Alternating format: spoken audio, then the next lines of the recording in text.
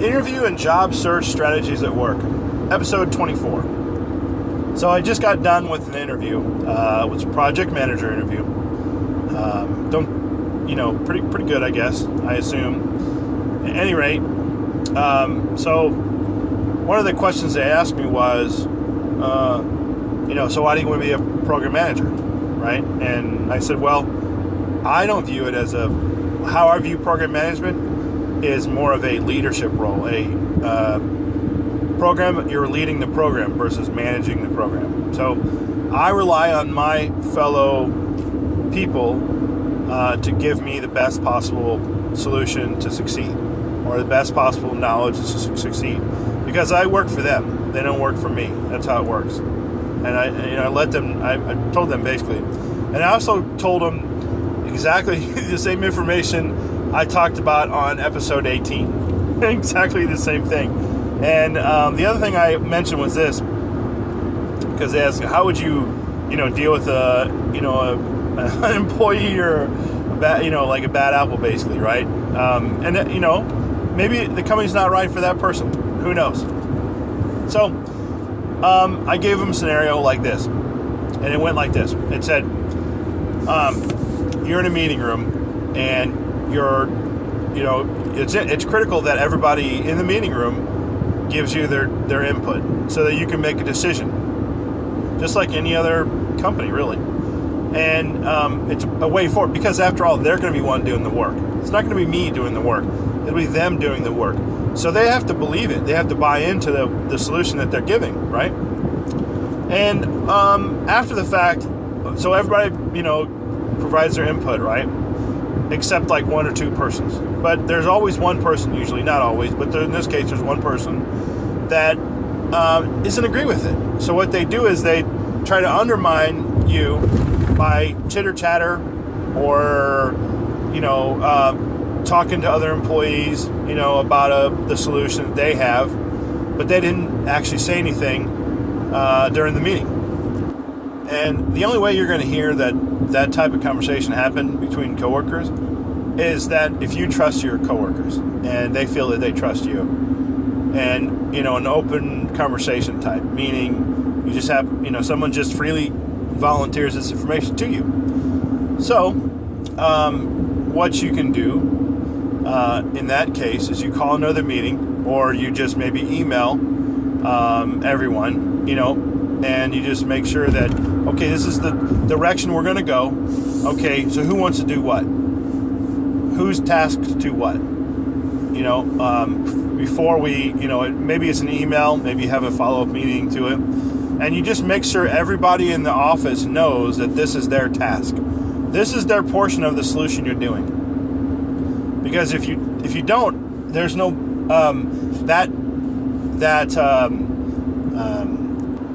that chitter chatter, that let's do it a different way. That's going to creep its way in, to the minds of the people you work for, rather, meaning the people you lead, right? And it could undermine, just your authority really quick. And so just, you want to I told him, I said, it's very clear that everybody knows what they're doing and why they're doing it. The reason you do that, here's the reason you do that. So that person that wanted to do it had a different plan or had a different approach.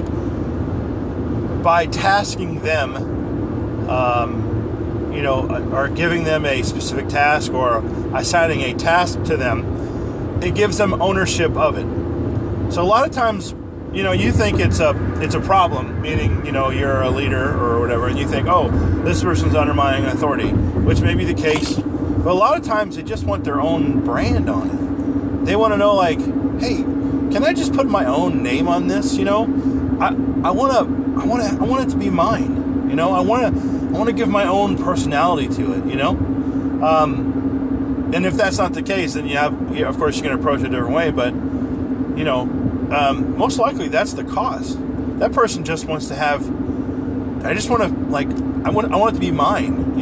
I've worked for this company so long, and you're a new person here, you're a new leader, and I may have gotten past a promotion, or I wanted to be a leader, but I didn't say anything. So now you're a leader, you're PM and program manager. But I want to, I want to have my name on it.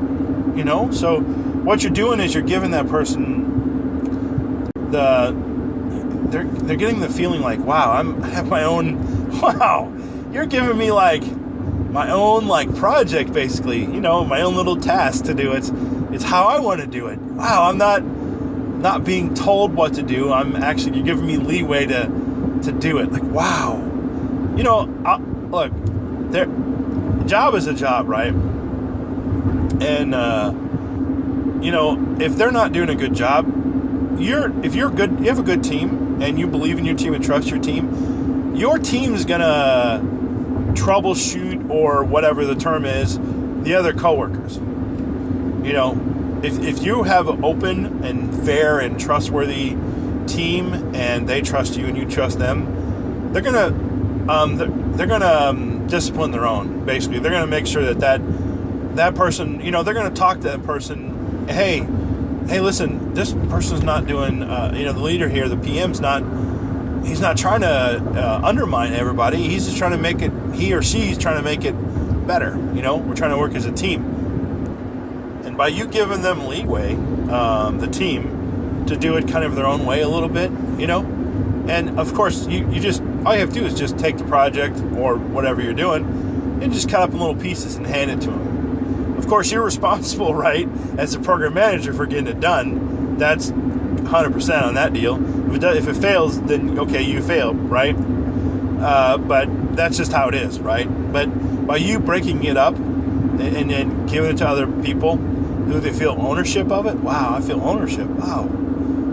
It's gonna reap benefits for you, 100%. And that's the message is really trying to convey at the interview. So, yeah. So the other thing, when I did talk to him about transitioning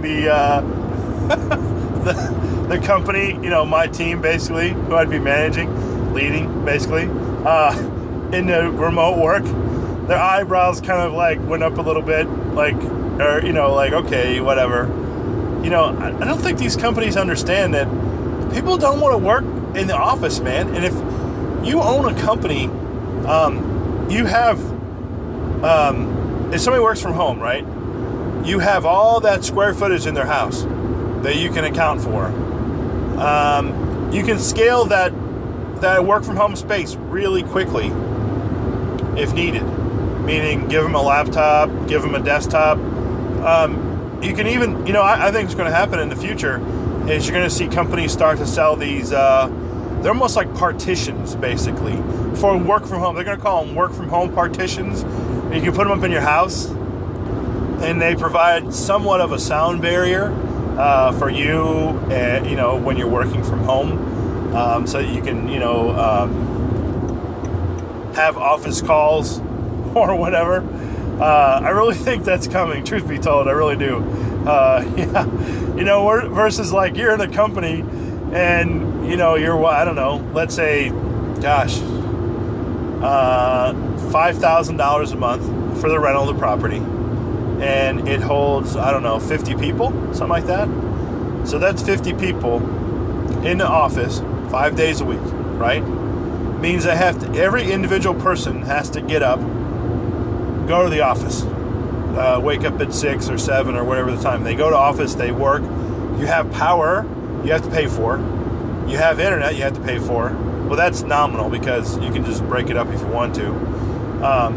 If they're at their home, you don't have to pay for internet.